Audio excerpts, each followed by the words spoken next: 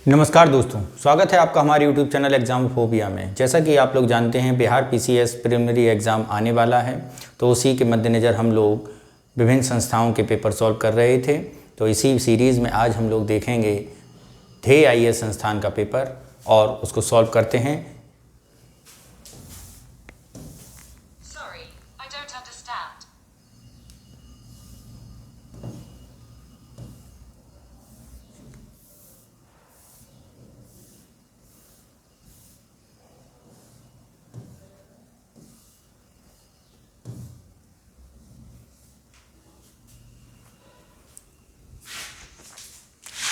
पहला क्वेश्चन है और उसे समझते हैं। पहले क्वेश्चन को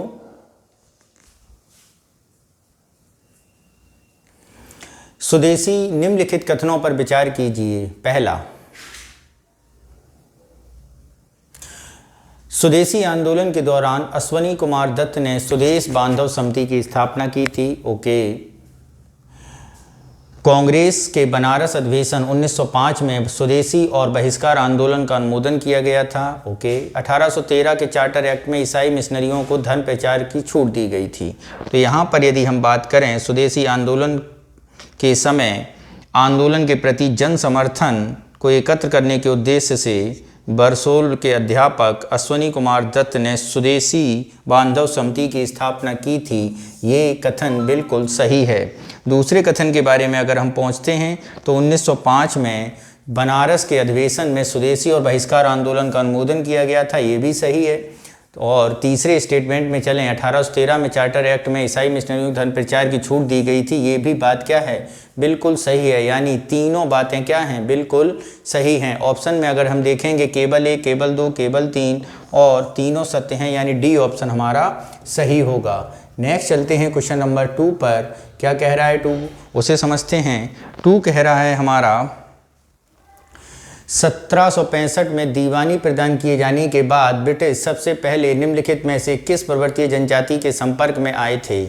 ऑप्शन 2, ऑप्शन ए है गारो, ऑप्शन बी है खासी, ऑप्शन सी है कुकी और ऑप्शन डी है उपरोक्त में से एक से अधिक। तो मित्रों, दीवानी प्रदान करने के बाद सबसे पहले ब्रिटिश सिलहट क्षेत्र में, किसमें, सिलहट क्षेत्र में खासी जनजाति के संपर्क में आए थे। यानी आंसर क्या होगा आपका, B is the right answer. ठीक है। नेक्स्ट चलते हैं क्वेश्चन नंबर 3 पर। क्या कह रहा है 3, निम्नलिखित में से कौन से अक्टूबर 1764 युद्ध में सम्मिलित नहीं था। यानी बक्सर के युद्ध में निम्नलिखित में से कौन सम्मिलित नहीं था। ऑप्शन ए अवध के Nawab Shujauddaula, option B Mir Qasim, option C Mughal सम्राट शाह आलम द्वितीय या ऑप्शन डी उपरोक्त में से एक से अधिक। तो यहाँ पर यदि हम बात करें कौन सा ऑप्शन सही है, तो 1764 में बक्सर के युद्ध में सम्मिलित नहीं था। अवध के नवाब सुजाउद्दौला ये सम्मिलित थे, मीर कासिम सम्मिलित था, मुगल सम्राट शाह आलम द्वितीय सम्मिलित थे। यानी ये तीनों के तीनों क्या हैं, हमारे सम्मिलित थे। जबकि क्वेश्चन पूछा गया है नहीं को लेकर, तो उपरोक्त में से एक से अधिक नहीं, उपरोक्त में से कोई भी नहीं, ये आंसर हमारा क्या होगा, सही होगा। नेक्स्ट चलते हैं क्वेश्चन नंबर 4 पर। क्या कह रहा है उसे समझते हैं। मुजफ्फर अहमद, ऐसे डांगे, शौकत उस्मानी तथा नलिनी गुप्ता किस षड्यंत्र के लिए कैद किए गए थे। ऑप्शन ए कानपुर बोल्शेविक षड्यंत्र के लिए, ऑप्शन बी चटगांव शस्त्रागार पर छापा करने के लिए, ऑप्शन सी मेरठ षड्यंत्र कांड के लिए या ऑप्शन डी उपरोक्त में से एक से अधिक या ऑप्शन ई उपरोक्त में से कोई नहीं। तो यहाँ पर यदि हम बात करें कौन सा ऑप्शन सही होगा, तो मुजफ्फर अहमद, ऐसे डांगे और शौकत उस्मानी और नलिनी गुप्ता कानपुर के बोल्शेविक षड्यंत्र कांड के लिए क्या हुए थे, कैद किए गए थे। ठीक है मित्रों। नेक्स्ट चलते हैं क्वेश्चन नंबर अगले पर। अगर हम तुमसे पूछा जाए कि ये षड्यंत्र कब हुआ था, तो ये मित्रों षड्यंत्र हुआ था 1924 में, ये षड्यंत्र केस लगाया गया था। क्वेश्चन नंबर 5 देखते हैं। क्या कह रहा है क्वेश्चन नंबर 5।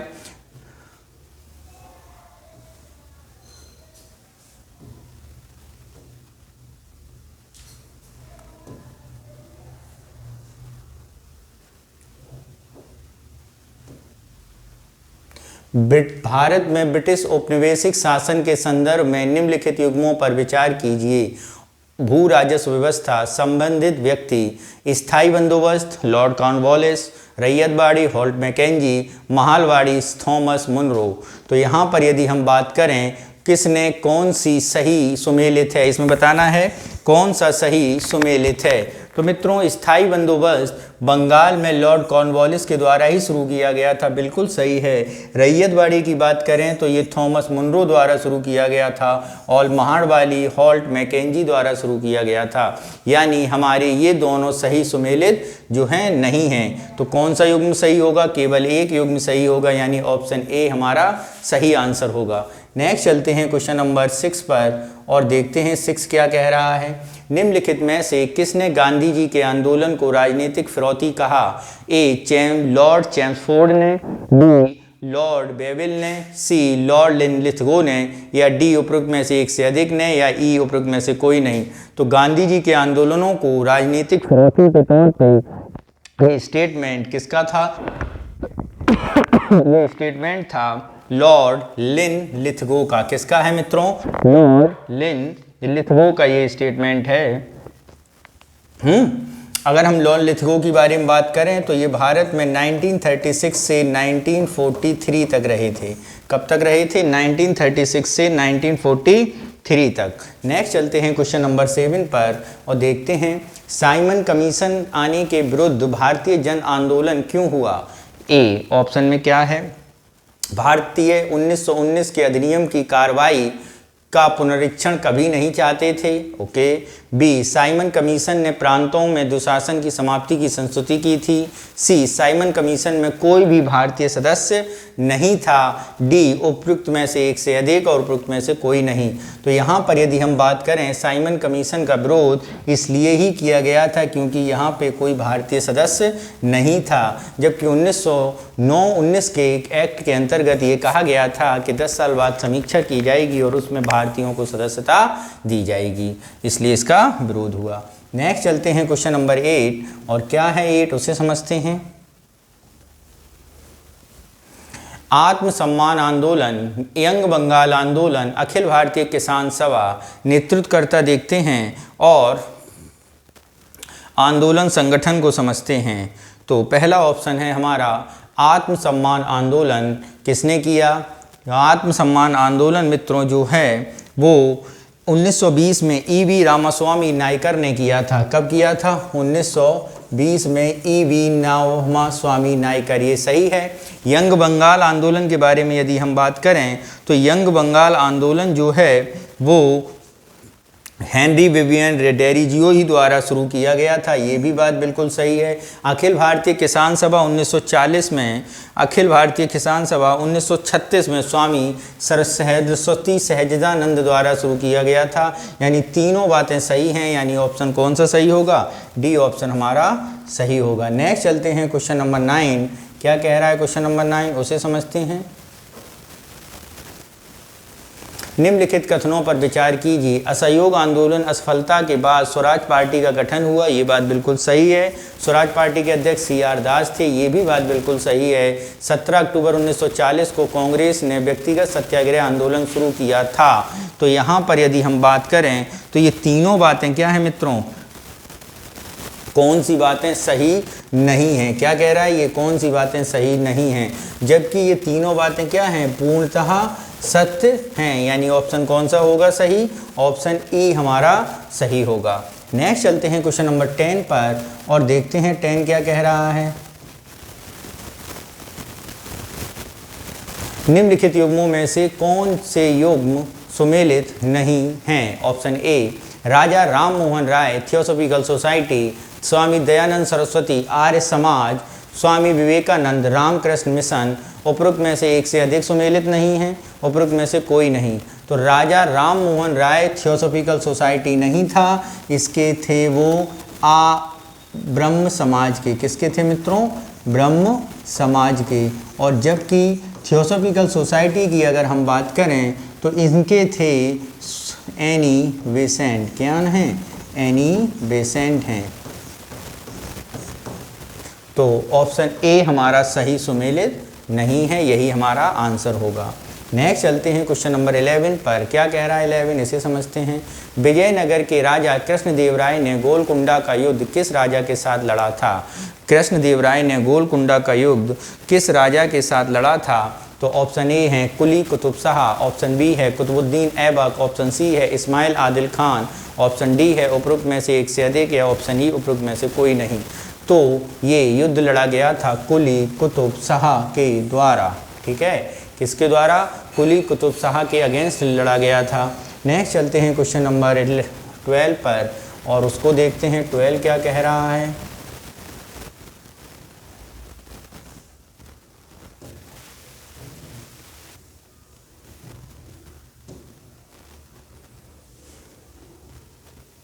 निम्नलिखित कथनों पर विचार कीजिए। सल्तनत कालीन शासक अलाउद्दीन खिलजी ने सार्वजनिक वितरण प्रणाली प्रारंभ की थी। ऑप्शन 2, सार्वजनिक वितरण प्रणाली को बाजार नियंत्रण प्रणाली भी कहा जाता है। ऑप्शन 3, अलाउद्दीन खिलजी ने कीमतों पर नियंत्रण करने के लिए मलिक कबूल को सहाना या बाजार अधीक्षक नियुक्त किया था।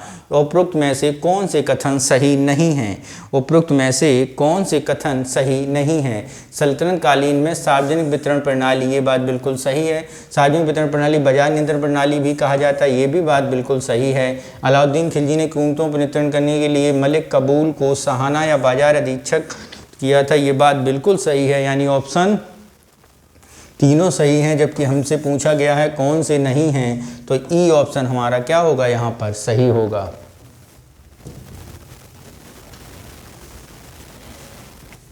नेक्स्ट क्वेश्चन है, सुभाष चंद्र बोस को नेताजी किसने कहा था? क्या है क्वेश्चन?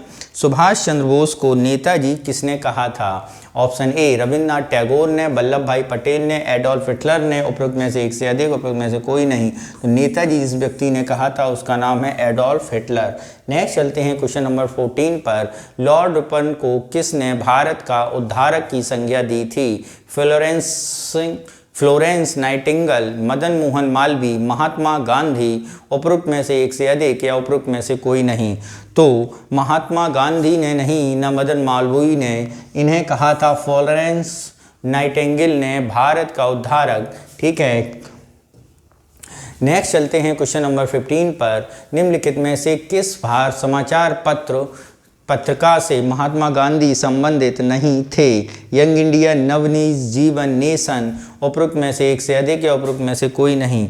तो महात्मा गांधी का पत्र नहीं है, वो है आपका नेशन। कौन सा मित्रों? नेशन जो पत्र है वो था गोपाल कृष्ण गोखले का। किसका था? गोपाल कृष्ण गोखले का। नेक्स्ट चलते हैं क्वेश्चन नंबर 16 पर और देखते हैं क्या कह रहा है 16।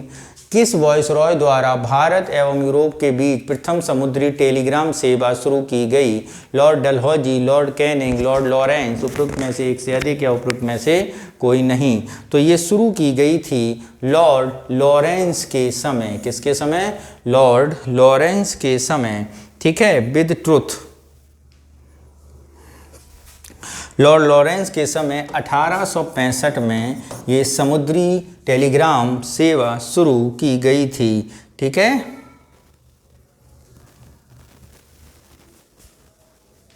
और लॉर्ड लॉरेंस को याद किया जाता है शानदार निष्क्रियता की नीति के लिए। कौन सी? शानदार निष्क्रियता की पॉलिसी के लिए इन्हें याद किया जाता है। नेक्स्ट चलते हैं क्वेश्चन नंबर 17 पर। क्या है? कांग्रेस ने जलियांवाला बाग हत्याकांड की जांच के लिए किसके नेतृत्व में एक आयोग का गठन किया? मदन मोहन मालवीय, जवाहरलाल नेहरू, चिमनलाल सीतलवाड़, उपरोक्त में से एक से अधिक, या उपरोक्त में से कोई नहीं। तो कांग्रेस ने जलियांवाला बाग हत्याकांड के लिए एक इंटरनल कमेटी मदन मोहन मालवीय की अध्यक्षता में गठित की थी। नेक्स्ट चलते हैं क्वेश्चन नंबर 18। एनी बेसेंट ने सितंबर 1916 में मद्रास में होम रूल लीग की स्थापना की थी। इसके सचिव किसे बनाया गया था? George Arundale, Annie Besant, doctor Satpal, उपरोक्त में से एक से अधिक। तो ये आंसर की अगर हम बात करें तो यहाँ पर अध्यक्ष बनाए गए थे सचिव जॉर्ज अरुंडेल को, जिसे जॉर्ज अरुंडेल को। नेक्स्ट चलते हैं क्वेश्चन नंबर 19 पर और देखते हैं 19 क्या कह रहा है। निम्नलिखित में से कौन सा नवपाषाणकालीन स्थल बिहार में स्थित है? चिराद, मुंगेर, चेचर उपरोक्त में से एक से अधिक या उपरोक्त में से कोई नहीं। तो यदि हम यहाँ पे बात करें, बिहार में जो चिराद है सारण जिले में, चेचर जो वैशाली में है, ये नवपाषाणकालीन स्थल हैं। ठीक है, यहाँ से पत्थर के अत्यंत सूक्ष्म औजार तथा हड्डी के बने सामान मिले हैं, यानी चिरांद और चेचर, यानी ये दोनों हमारे आंसर रहेंगे। तो आंसर क्या हो जाएगा? ऑप्शन डी हो जाएगा हमारा। नेक्स्ट चलते हैं क्वेश्चन नंबर 20 पर। बौद्ध ग्रंथ अगुंतर निकाय में 16 महाजनपदों का उल्लेख मिलता है। इसमें कितने महाजनपद बिहार में स्थित हैं? 3, 4, 5, उपरोक्त में से एक से अधिक, उपरोक्त में से एक से कम। तो 16 महाजनपदों में से बिहार में 3 महाजनपद हैं। कितने? 3 महाजनपद। 3 कौन कौन से हैं? वो 3 हैं बच्चों,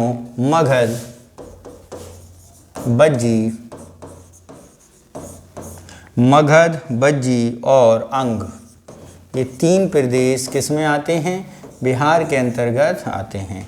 नेक्स्ट चलते हैं क्वेश्चन नंबर 21। क्या कह रहा है? मगध का सर्वप्रथम उल्लेख किस वेद या ग्रंथ में मिलता है? यजुर्वेद, ऋग्वेद, अथर्ववेद, उपरोक्त में से एक से अधिक। तो मगध का उल्लेख हमें मिलता है अथर्ववेद में। किस में मिलता है? अथर्ववेद में। नेक्स्ट चलते हैं क्वेश्चन नंबर 22।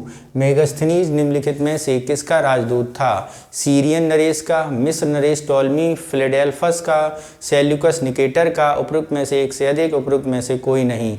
तो यहाँ पर यदि हम बात करें तो मेगास्थनीज सेल्यूकस निकेटर का क्या था? राजदूत था, यानी ऑप्शन कौन सा सही हो जाएगा? ऑप्शन सी हमारा सही हो जाएगा।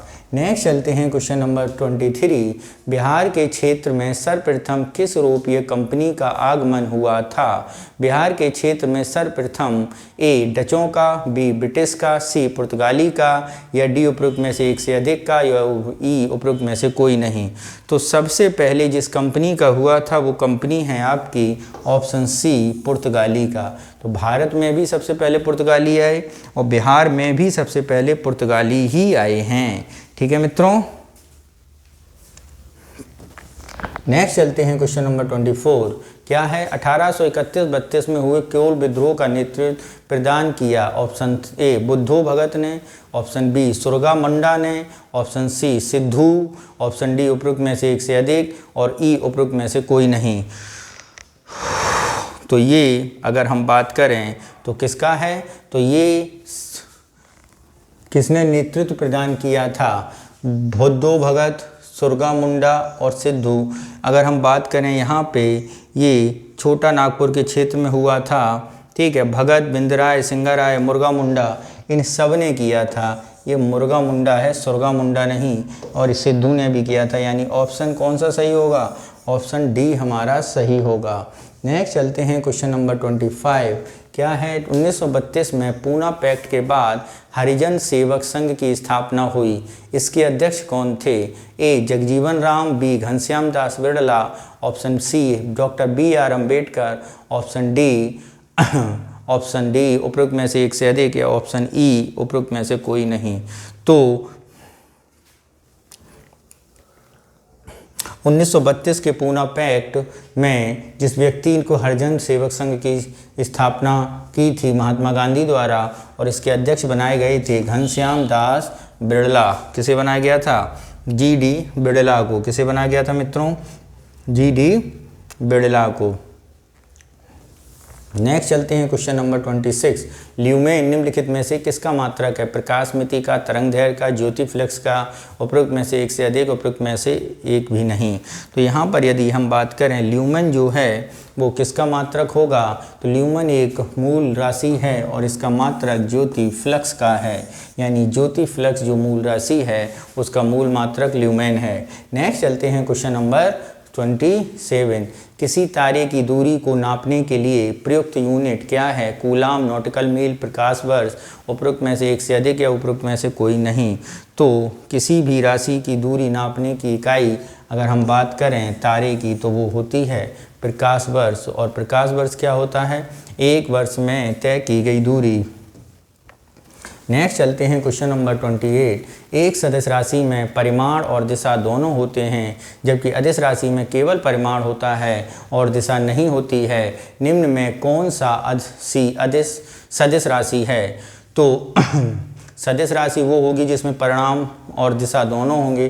तो विस्थापन में परिणाम और दिशा है, यानी हमारा जो आंसर होगा वो होगा बी, क्योंकि केवल विस्थापन है जो सदिश राशि है, बाकी कोई भी सदिश राशि नहीं है। ऑप्शन 29 देखें, कार्य करने में मानव शरीर द्वारा प्रयुक्त ऊर्जा होती है स्थितिज ऊर्जा, वैद्युत ऊर्जा, रासायनिक ऊर्जा, उपरोक्त में से एक से अधिक। तो कार्य करने के लिए मानवीय शरीर में रासायनिक ऊर्जा प्रयुक्त होती है। क्या होती है?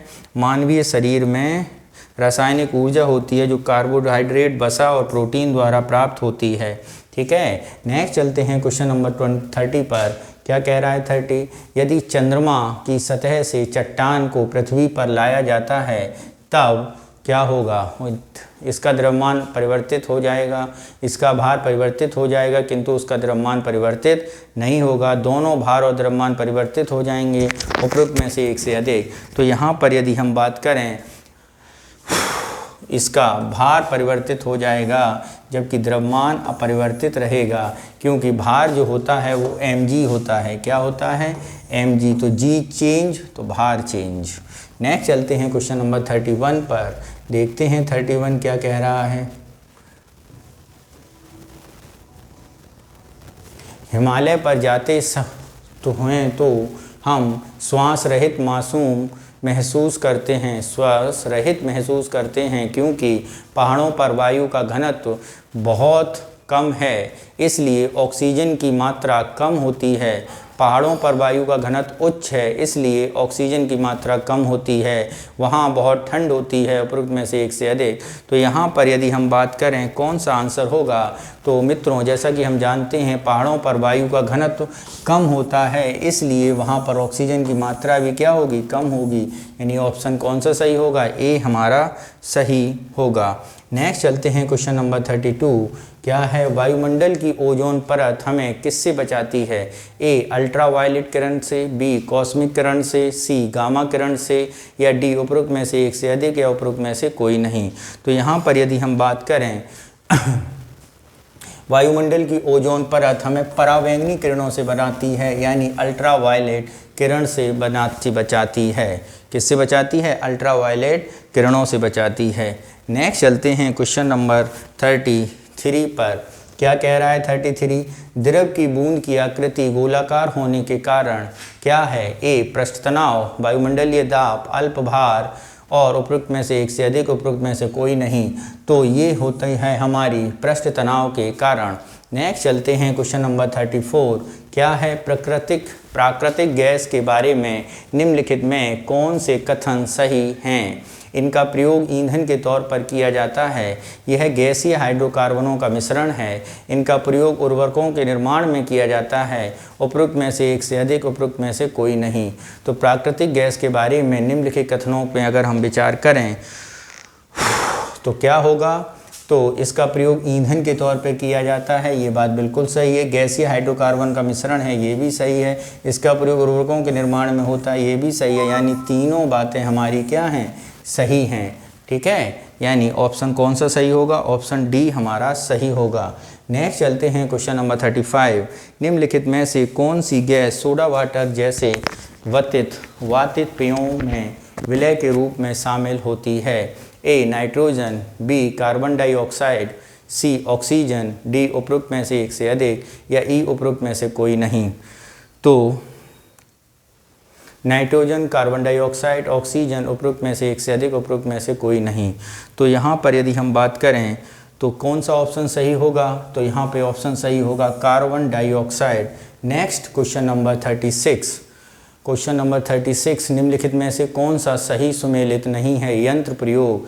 ए बैरोमीटर वायुमंडलीय दाब, बी ओमीटर प्रतिरोध, ओम मीटर प्रतिरोध, हाइग्रोमीटर वायुमंडलीय आर्द्रता। ठीक है, तो यहाँ पर यदि हम बात करें कौन सा ऑप्शन सही होगा, तो मित्रों यहाँ पर जो ऑप्शन सही होगा वो होगा आपका कौन सा सही नहीं है। तो मित्रों यहाँ पर जो दिए गए हैं ये सारे सही ही दिए गए हैं मापक यंत्र। ठीक है, तो ऑप्शन कौन सा सही होगा? ऑप्शन ई हमारा सही होगा।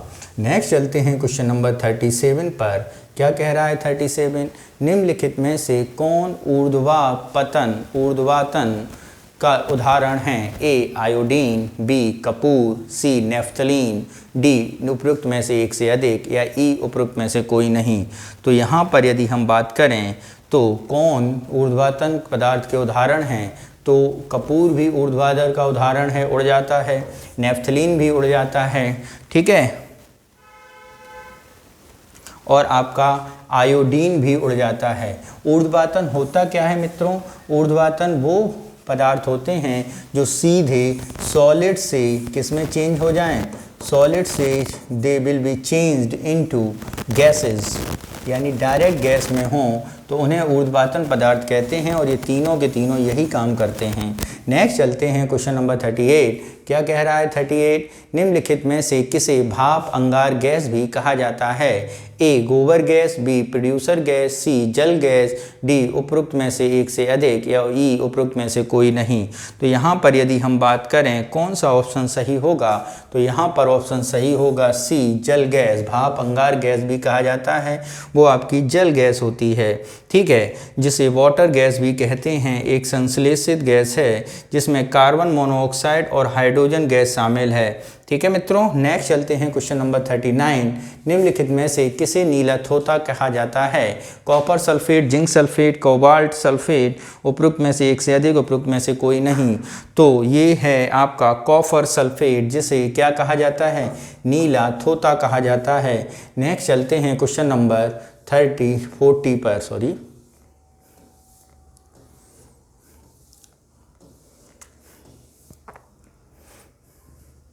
इसे समझते हैं। निम्नलिखित में से कौन सौर ऊर्जा का स्रोत है? कृत्रिम रेडियोधर्मिता, नाभ के विखंडन, एक्स किरणों का उत्सर्जन, उपरोक्त में से एक से अधिक, उपरोक्त में से कोई नहीं। तो सौर ऊर्जा का उदाहरण यदि हम बात करें तो यहाँ पर कोई भी सौर ऊर्जा का उदाहरण नहीं है। जो हमें सीधे सूर्य से प्राप्त हो वो ऊर्जा क्या होगी? सौर ऊर्जा। ये आपके न्यूक्लियर एनर्जी का उदाहरण है, ये आपके रेडियोधर्मिता का उदाहरण है, ठीक है। नेक्स्ट चलते हैं क्वेश्चन नंबर 41। क्या कह रहा है 41, उसे समझते हैं। निम्नलिखित में से किस यौगिक का उपयोग फोटोग्राफी में किया जाता है? Option A silver iodide, option B silver bromide, option C silver nitrate, option D एक से अधिक। तो यौगिक का उपयोग किया जाता है वो यौगिक है सिल्वर ब्रोमाइड। नेक्स्ट चलते हैं क्वेश्चन नंबर 42। निम्नलिखित में से कौन सा पादप हार्मोन नहीं है? ए साइटोकाइनिन, बी जिब्रेलिन, सी एथिलीन, या डी उपरोक्त में से एक से अधिक, या ई उपरोक्त में से कोई नहीं। तो यहाँ पर यदि हम बात करें कौन सा ऑप्शन होगा जो इसका उदाहरण नहीं है, तो मित्रों पादप हार्मोन, ये तीनों के तीनों आपके क्या हैं? पादप हार्मोन हैं, यानी यहाँ पे नन ऑफ दीज आंसर होगा। नेक्स्ट चलते हैं क्वेश्चन नंबर 43 पर। क्या कह रहा है उसे समझते हैं। रॉकेट किस सिद्धांत पर कार्य करता है? बर्नौली प्रमेय पर, ऊर्जा संरक्षण पर, उपरोक्त में से एक से अधिक, या उपरोक्त में से कोई नहीं। तो रॉकेट जो सिद्धांत है वो किस पर काम करता है? तो वो काम करता है संवेग संरक्षण के नियम पर। नेक्स्ट चलते हैं क्वेश्चन नंबर 44। विद्युत हीटर का एलिमेंट निम्नलिखित में से किस धातु का बना होता है? ए एल्युमिनियम का, बी नाइक्रोम का, सी टंगस्टन का, या डी उपरोक्त में से एक से अधिक, या ई उपरोक्त में से कोई नहीं। तो यहाँ पर यदि हम बात करें कौन सा ऑप्शन सही हो जाएगा, तो यहाँ पर ऑप्शन सही हो जाएगा आपका ऑप्शन नंबर नाइक्रोम। विद्युत हीटर का एलिमेंट किससे बना होता है? नाइक्रोम का बना होता है, क्योंकि इसका गलनांक काफ़ी उच्च होता है। नेक्स्ट चलते हैं क्वेश्चन नंबर 45 पर। क्या कह रहा है 45, निम्नलिखित में से कौन सुमेलित नहीं है? विटामिन डी सुखंडी, विटामिन सी मसूड़ों में खून आना, विटामिन ए गठिया। और आपको बताना उपरोक्त में से कौन सही सुमेलित नहीं है। तो यहाँ पर यदि हम बात करें तो विटामिन ए गठिया नहीं, विटामिन ए की कमी से जो रोग होता है वो है आपका रतौंधी। क्या है? रतौंधी है, यानी यही हमारा सुमेलित नहीं है, ठीक है। नेक्स्ट चलते हैं क्वेश्चन नंबर 46 पर। क्या कह रहा है 46, निम्नलिखित में से किसमें प्रोटीन की अधिकतम मात्रा पाई जाती है? ए अरहर में, बी सोयाबीन में, सी उड़द में, या डी उपरोक्त में से एक से अधिक, या ई उपरोक्त में से कोई नहीं। तो ये मात्रा किसमें पाई जाती है? तो ये सबसे ज़्यादा प्रोटीन की अगर हम बात करें तो ये पाई जाती है सोयाबीन में। नेक्स्ट चलते हैं क्वेश्चन नंबर 47। निम्नलिखित में से दूध का दही में परिवर्तन किसके द्वारा होता है? ए बैक्टीरिया द्वारा, बी विटामिन द्वारा, सी एंजाइम द्वारा, या डी उपरोक्त में से एक से अधिक, या ई उपरोक्त में से कोई नहीं। तो यहाँ पर यदि हम बात करें क्या है ये, तो दूध से दही में परिवर्तन किसके द्वारा होता है? तो ये है आपका बैक्टीरिया द्वारा, यानी ऑप्शन ए हमारा सही होगा। नेक्स्ट चलते हैं क्वेश्चन नंबर 48। जब रक्त में ऑक्सीजन की सांद्रता में कमी आती है तो श्वास की गति कम हो जाती है, बढ़ जाती है, पहले घटती है फिर बढ़ती है, उपरोक्त में से एक से अधिक या उपरोक्त में से कोई नहीं। तो श्वास की गति पहले क्या होती है? सांद्रता में कमी आती है, बढ़ जाती है और उसके बाद कम हो जाती है। ठीक है। नेक्स्ट चलते हैं क्वेश्चन नंबर 49 पर। किस पर चलेंगे मित्रों? 49 पर।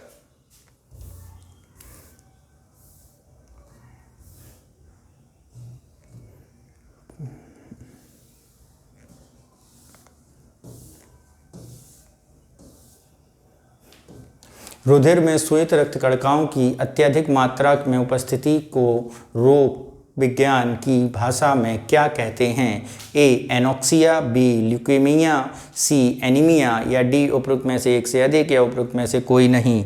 तो यहाँ पर यदि हम बात करें तो कौन सा होगा? तो रक्त कणिकाओं की अत्यधिक मात्रा की उपस्थिति में रोग विज्ञान में उसे ल्यूकीमिया कहा जाता है। ठीक है, यानी श्वेत रक्त कणिकाओं की अत्यधिक मात्रा में उपस्थिति इसे ल्यूकेमिया कहा जाता है। ठीक है। नेक्स्ट चलते हैं क्वेश्चन नंबर 50 पर। क्या है? रक्त का थक्का बनने में फाइब्रिनोजिन को फाइब्रिन में परिवर्तन के भाग लेने वाले एंजाइम कौन से हैं? Option A pepsin, option B maltase, option C thrombin, option D उपरोक्त में से एक से अधिक, या ई उपरोक्त में से कोई नहीं। तो ये है आपका कौन सा? Option C thrombin. नेक्स्ट चलते हैं क्वेश्चन नंबर 51। क्लोरोफिल में निम्नलिखित में से कौन सा तत्व पाया जाता है? ए मैग्नीशियम, बी तांबा, सी मैग्नीज, डी उपरोक्त में से एक से अधिक, या ई उपरोक्त में से कोई नहीं। तो यहाँ पर यदि हम बात करें कौन सा ऑप्शन सही होगा, तो ये ऑप्शन सही होगा मैग्नीशियम। कौन सा ऑप्शन सही होगा? मैग्नीशियम। नेक्स्ट चलते हैं क्वेश्चन नंबर 52। निम्नलिखित में से प्रकाश के निम्नलिखित प्रकारों में से किनका पौधों द्वारा तीव्र अवशोषण होता है? बैंगनी और नारंगी, नीला और लाल, पीला और बैंगनी, डी उपरोक्त में से एक से अधिक या उपरोक्त में से कोई नहीं। तो यहाँ पर यदि हम बात करें कौन सा ऑप्शन सही होगा, तो ऑप्शन बी सही होगा, नीला और लाल। नेक्स्ट चलते हैं क्वेश्चन नंबर 53। क्या है? समुद्री घास निम्नलिखित में से किस तत्व का मुख्य तथा महत्वपूर्ण स्रोत है? आयोडीन, क्लोरीन, ब्रोमीन, उपरोक्त में से एक से अधिक। तो यहाँ पर यदि हम बात करें तो ये है किसका? आयोडीन का। ठीक है, किसका है मित्रों? आयोडीन का। नेक्स्ट चलते हैं क्वेश्चन नंबर 54। क्या कह रहे हैं 54 क्या कह रहा है उसे समझते हैं। निम्नलिखित में से किस सूक्ष्म जीव द्वारा हेपेटाइटिस बी की बीमारी होती है? वायरस, बैक्टीरिया, प्रोटोजोआ, उपरोक्त में से एक से अधिक या उपरोक्त में से कोई नहीं। तो यहाँ पर यदि हम बात करें हेपेटाइटिस बी किसके कारण होता है, तो मित्रों हेपेटाइटिस बी जो है वो एक वायरस के द्वारा होता है, यानी ऑप्शन ए हमारा सही होगा। नेक्स्ट चलते हैं क्वेश्चन नंबर 55।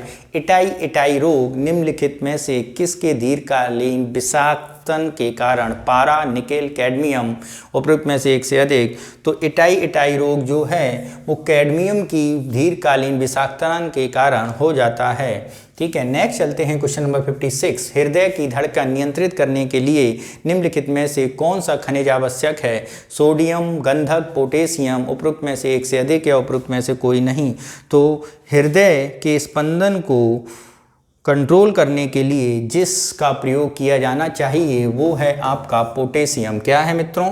पोटेशियम। ठीक है, इसीलिए और ये पोटेशियम आप पूर्ण कर सकते हैं मांस, मछली, अनाज, फल और सब्जी के माध्यम से। नेक्स्ट चलते हैं क्वेश्चन नंबर 57। थोरॉक्सिन के संश्लेषण के लिए निम्नलिखित में से क्या आवश्यक है? आयोडीन, सोडियम, कैल्शियम, उपरोक्त में से एक से अधिक या उपरोक्त में से कोई नहीं। तो थायरोक्सिन संश्लेषण के लिए निम्नलिखित में से क्या आवश्यक है, इसके बारे में बात करते हैं। तो ये है आपका आयोडीन थायरोक्सिन के लिए। नेक्स्ट चलते हैं क्वेश्चन नंबर 58। निम्नलिखित में से कौन सा एक जीवाणु रोग नहीं है? Option A AIDS, option B syphilis, option C क्षय रोग, ऑप्शन डी उपरोक्त में से एक से अधिक, या ऑप्शन ई उपरोक्त में से कोई नहीं। तो यहाँ पर यदि हम बात करें तो जीवाणु जनित रोग जो नहीं है वो है आपका एड्स नहीं है, क्योंकि एड्स वायरस के द्वारा होता है, HIV वायरस के द्वारा। नेक्स्ट चलते हैं क्वेश्चन नंबर 59। निम्नलिखित में से कौन सा एक कैउस्कीय हरित शैवाल है? यूलोनिक्स, स्पाइरोगायरा, क्लाइमेडोमोनस, उपरोक्त में से एक से अधिक या उपरोक्त में से कोई नहीं। तो यहाँ पर यदि हम बात करें तो ये है क्लेमाइडोमोनस, जो एक कोश के हरित शैवाल के रूप में जाना जाता है।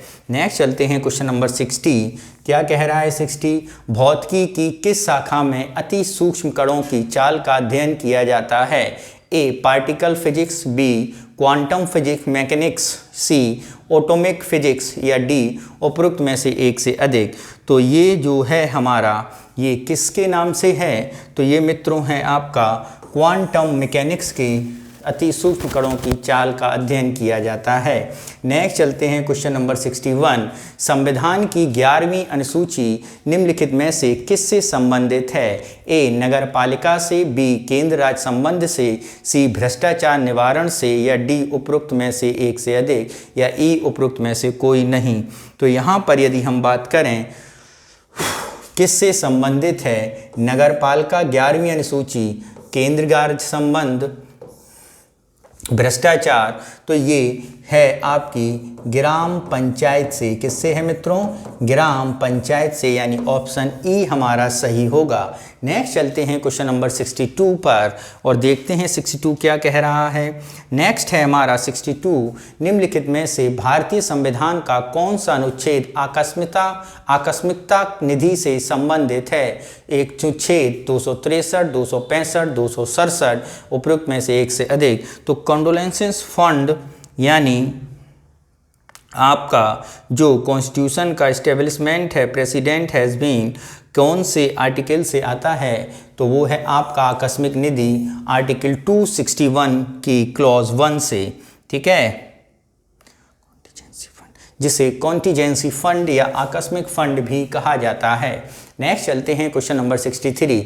भारत के संविधान के निर्माताओं का मत निम्नलिखित में से किसमें प्रतिबिंबित होता है? ए उद्देश्य का, बी मूल अधिकार, सी मूल कर्तव्य, या डी उपरोक्त में से एक से अधिक, या ई उपरोक्त में से कोई नहीं। तो यहाँ पर यदि हम बात करें कौन सा है ऑप्शन, तो निर्माताओं के मत किस में प्रतिबिंबित होता है? तो ए प्रेम्बल यानी उद्देशिका से ये प्रतिबिंबित होता है। नेक्स्ट चलते हैं क्वेश्चन नंबर 64। भारतीय संघ में नए राज्यों के प्रवेश या स्थापना करने की कार्यपालिका की शक्ति किसे प्राप्त होती है? किसे प्राप्त है? राजनीतिक दलों को, संसद को, लोकसभा को, उपरोक्त में से एक से अधिक, या उपरोक्त में से कोई नहीं। तो यहाँ पर यदि हम बात करें नए राज्यों में प्रवेश या स्थापना का जो है वो किसको प्राप्त है? वो मित्रों प्राप्त है आपकी संसद को। किसको अधिकार ये प्राप्त है? भारतीय कार्यपालिका की यह शक्ति संसद को प्राप्त है। नेक्स्ट चलते हैं क्वेश्चन नंबर 65। क्या कह रहा है? निम्नलिखित कथनों पर विचार करें। क्या विचार करना है? केंद्र में मंत्रिपरिषद संसद के प्रति सामूहिक रूप से उत्तरदायी होगी। 2 संघीय मंत्री भारत के राष्ट्रपति के प्रसाद पर्यंत पद धारण करेंगे। 3 विधि निर्माण हेतु प्रस्ताव के बारे में प्रधानमंत्री राष्ट्रपति को सूचित करेगा। तो उपरोक्त में से कौन से सही हैं? केवल 1, केवल 2, केवल 3, उपरोक्त में से एक से अधिक, या उपरोक्त में से कोई नहीं। तो यहाँ पर यदि हम बात करें तो ये आपके मंत्री संसद के प्रति बात सही है। संघीय मंत्री भारत के प्रसाद पर्यंत ये भी बात सही है। विधि निर्माण प्रस्तावना को प्रधानमंत्री राष्ट्रपति को सूचित करेगा, ये भी सही है, यानी ऑप्शन डी हमारा सही होगा। नेक्स्ट चलते हैं क्वेश्चन नंबर 67।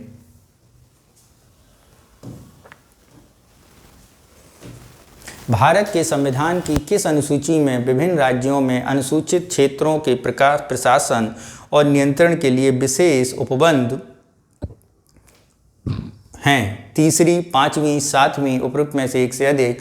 तो विभिन्न राज्यों के अनुसूचित क्षेत्रों से संबंधित किस सूची में है? तो मित्रों हमारी पांचवी सूची में है। किस में है?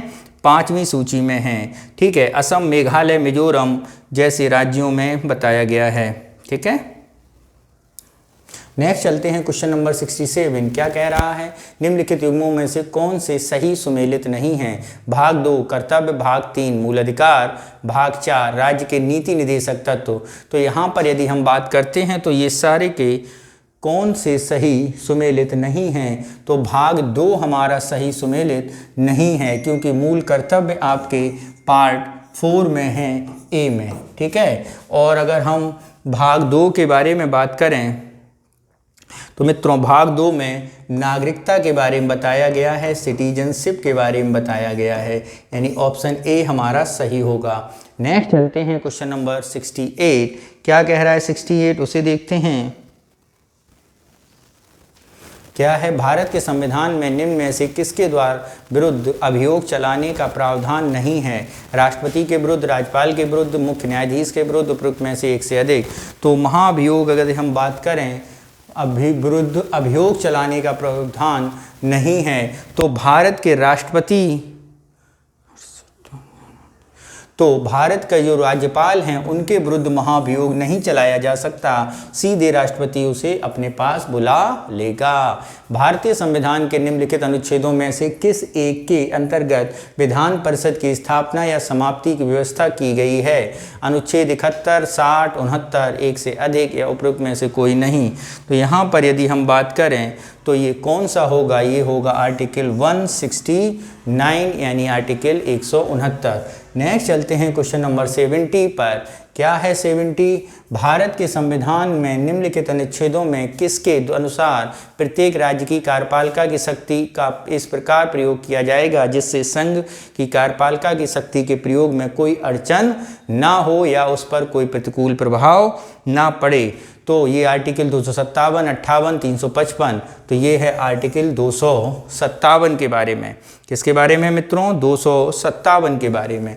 नेक्स्ट चलते हैं क्वेश्चन नंबर 71 पर। क्या है? नील नदी के संदर्भ में निम्नलिखित कथनों पर विचार कीजिए। 1, इस नदी का उद्गम विक्टोरिया झील से होता है। 2, यह विश्व की सबसे लंबी नदी है। 3, यह विश्व प्रसिद्ध ग्रैंड कैनियन और हूबर बांध इसी नदी पर स्थित है। तो मित्रों आपको बताना है इनमें से कौन सी बातें सही नहीं हैं। तो मित्रों इनमें से आपकी जो बात सही नहीं है वो केवल तीसरी बात सही नहीं है, क्योंकि ग्रैंड कैनियन और हूबर नदी कोलोरेडो नदी पर हैं। किस पर हैं?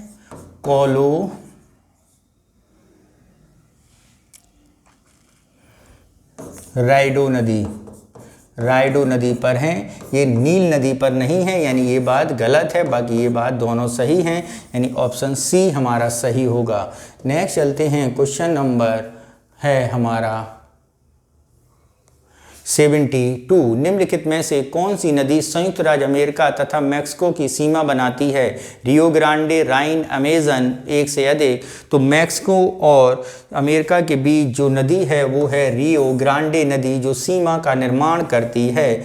नेक्स्ट चलते हैं क्वेश्चन नंबर 73। क्या है? उष्णकटिबंधीय सदाबहार वनों में निम्नलिखित में से किसकी प्रधानता देखी जाती है?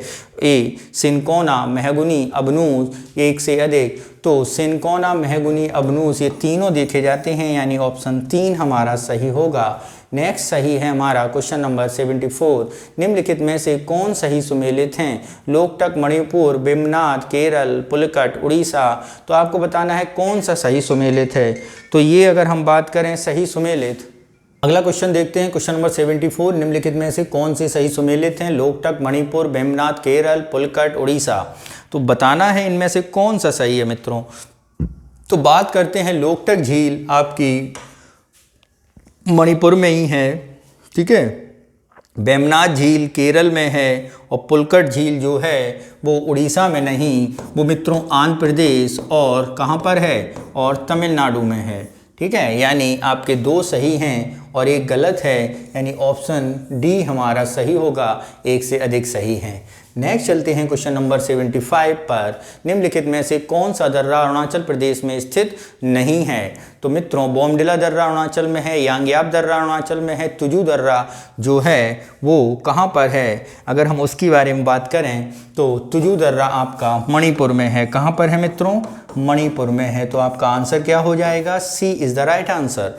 नेक्स्ट चलते हैं क्वेश्चन नंबर 76 पर। क्या कह रहा है 76? विश्व का एकमात्र तैरता हुआ राष्ट्रीय पार्क केबुल लामजाऊ भारत के किस राज्य में है? अरुणाचल प्रदेश में, मणिपुर में, नागालैंड में, उपरोक्त में से एक से अधिक, उपरोक्त में से कोई नहीं। तो ये है आपका कहाँ पर? ये है आपका मित्रों मणिपुर में। कहाँ पर है मित्रों? मणिपुर में। नेक्स्ट चलते हैं क्वेश्चन नंबर 77। क्या कह रहा है? निम्नलिखित में से किस परियोजना का निर्माण चिनाब नदी पर किया गया है? तुलबुल परियोजना, सलाल परियोजना, बगलिहार परियोजना, उपरोक्त में से एक से अधिक, उपरोक्त में से कोई नहीं। तो यहाँ पर यदि हम बात करें कौन सा ऑप्शन सही होगा, तो ऑप्शन नंबर आपका सही होगा कि तुलबुल, सलाल, बगलिहार, ये हैं ऑप्शन डी, उपरोक्त में से एक से अधिक। ये आपकी सारी कहाँ पर हैं? चिनाब नदी पर ही हैं। कहाँ पर है मित्रों? चिनाब, तुलबुल झेलम नदी पर है, जम्मू कश्मीर में है, ठीक है। यह नदी बूलर झील से होकर गुजरती है। बूलर झील पर बांध बनाने के कारण इसे बैराज बांध, जबकि सलाल और बगलिहार आपकी कहाँ पर हैं? ये आपकी चिनाब नदी में हैं। कहाँ पर हैं? चिनाब। और ये कहाँ पर है? झेलम। किस पे है मित्रों? झेलम नदी पर है, ठीक है। नेक्स्ट चलते हैं क्वेश्चन नंबर 78। क्या कह रहा है? निम्नलिखित में से कौन से नदियाँ रिफ्ट घाटी से होकर बहती हैं? ए गोदावरी, बी नर्मदा, सी ताप्ती, डी उपरोक्त में से एक से अधिक, उपरोक्त में से कोई नहीं। तो यहाँ पर यदि हम बात करें नर्मदा ताप्ती नदी घाटी से होकर बहती है, ठीक है, रिफ्ट घाटी से होकर बहती हैं। तो ये दोनों नदी आपकी रिफ्ट घाटी से होकर बहती हैं, यानी ऑप्शन कौन सा सही होगा? डी ऑप्शन हमारा सही होगा। भारत के उत्तर पश्चिमी भाग में शीत ऋतु में वर्षा का प्रमुख कारण क्या है? ए पश्चिमी विक्षोभ, बी दक्षिण पश्चिमी मानसून, सी मानसून का निवर्तन, डी उपरोक्त में से एक से अधिक, या ई उपरोक्त में से कोई नहीं। तो यहाँ पर भारत के उत्तर पश्चिम भाग में शीत ऋतु में वर्षा दक्षिण पश्चिम मानसून से नहीं, भारत के उत्तर पश्चिम यानी नॉर्थ वेस्ट में वर्षा किसके कारण होती है? तो नॉर्थ वेस्ट में वर्षा पश्चिमी विक्षोभ के कारण होती है। नेक्स्ट चलते हैं क्वेश्चन नंबर 80। निम्नलिखित में से किसने पारिस्थितिकी तंत्र का प्रयोग सर्वप्रथम किया? ए जे टेंसले ने, ओडम ने, डार्विन ने, उपरोक्त में से एक से अधिक, उपरोक्त में से कोई नहीं। तो पारिस्थितिकी तंत्र का प्रयोग किसने किया है? वो हैं आपके टेंसले। नेक्स्ट चलते हैं क्वेश्चन नंबर 51। क्या कह रहा है? निम्नलिखित 15 जून 2023 को चक्रवात बिपरजॉय गुजरात और सौराष्ट्र के कच्छ में तटीय इलाकों फॉल किया। यह चक्रवात का नामकरण किस देश ने किया था? तो बिपरजॉय का नामकरण अगर हम बात करें तो ये बांग्लादेश ने किया था, ठीक है मित्रों। नेक्स्ट चलते हैं क्वेश्चन नंबर 82 पर। हाल ही में किस देश ने अवैध तस्करी से भारत से बाहर ले जाए गए 105 पुरावशेषों को भारत को सौंप दिया? तो ये हैं अमेरिका, ऑप्शन बी चीन, option C Japan, option D उपरोक्त में से एक से अधिक। तो 105 पुरावशेषों को भारत को जिस देश ने सौंपा वो देश है अमेरिका। नेक्स्ट चलते हैं क्वेश्चन नंबर 83। क्या कह रहा है 83? 18 जुलाई 2023 को किसने केंद्रीय पंजीयक CRCS का सहारा रिफंड पोर्टल लॉन्च किया है? प्रधानमंत्री, केंद्रीय सहकारिता मंत्री, वित्त मंत्री, उपरोक्त में से एक से अधिक। तो ये लॉन्च किया है किसके द्वारा? केंद्रीय सहकारिता मंत्री अमित शाह के द्वारा। नेक्स्ट चलते हैं क्वेश्चन नंबर 84 पर। क्या है 84?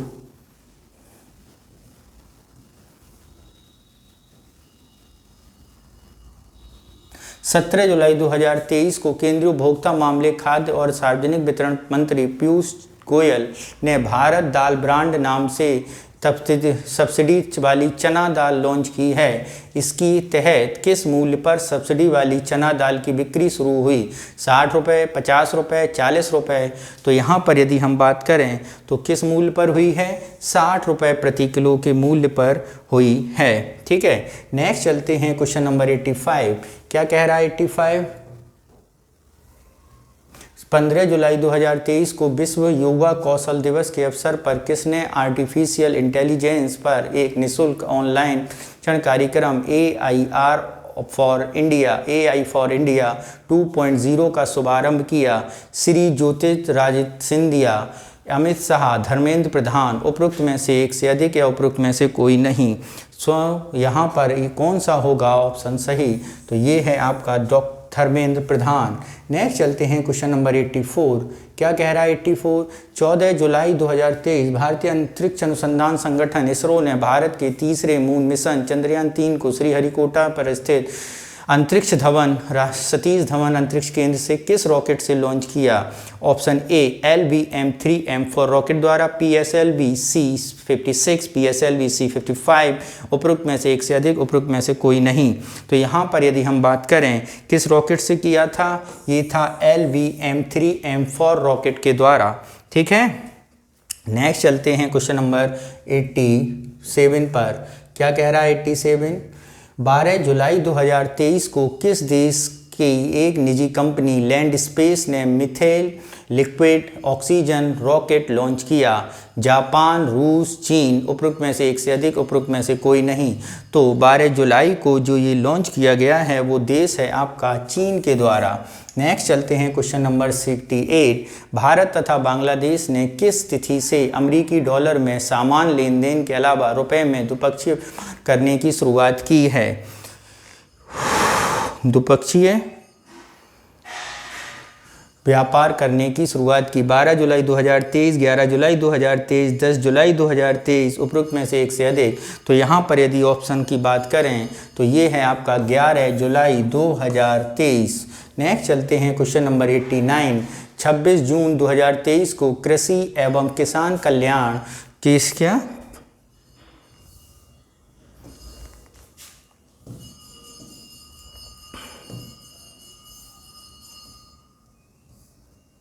26 जून 2023 को कृषि एवं किसान कल्याण मंत्रालय pixel space India private limited के माध्यम से एक समझौता ज्ञापन हस्ताक्षरित हुआ। यह समझौता ज्ञापन का लक्ष्य क्या है? भारतीय निवेश, भारतीय कृषि पद्धति में पुनर्जागरण लाने हेतु धन का निवेश, हाइपर स्पेक्ट्रल डेटा सेट का उपयोग करके अंतरिक्ष में कृषि की संभावना तलाशना, पिक्सल के हाइपर स्पेक्ट्रल डेटा सेट का उपयोग करके भारतीय कृषि पारिस्थितिकी तंत्र के लिए निःशुल्क पर विभिन्न भूस्थानिक समाधान विकसित करना, उपरोक्त में से एक से अधिक या उपरोक्त में से कोई नहीं।